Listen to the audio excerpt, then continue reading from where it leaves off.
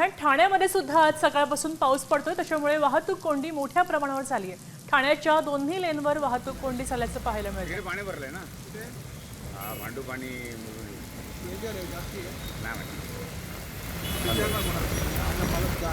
का सुरू आहे तिकडे। याचा आढावा घेतलाय आमचे प्रतिनिधी विकास काटे यांनी। पाहूया। हा सकाळपासून पडणारा पावसाचा फटका ठाणे शहरासह मुंबईकडे जाणाऱ्या लोकांना बसतो। आपण बघू शकतो ठाण्यावरनं मुंबई दिशेने जाणारी जी काही लेन आहे त्यावरती खूप मोठ्या प्रमाणावरती वाहतूक कोंडी झालेली आहे।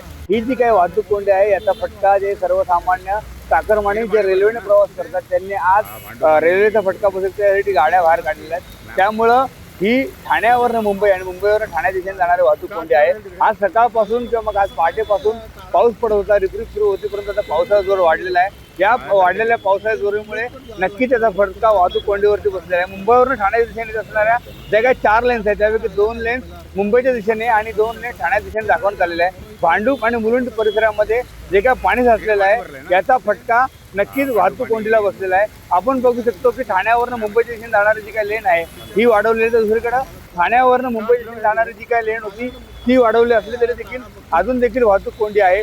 विकास काटे, साम टीव्ही न्यूज, ठाणे।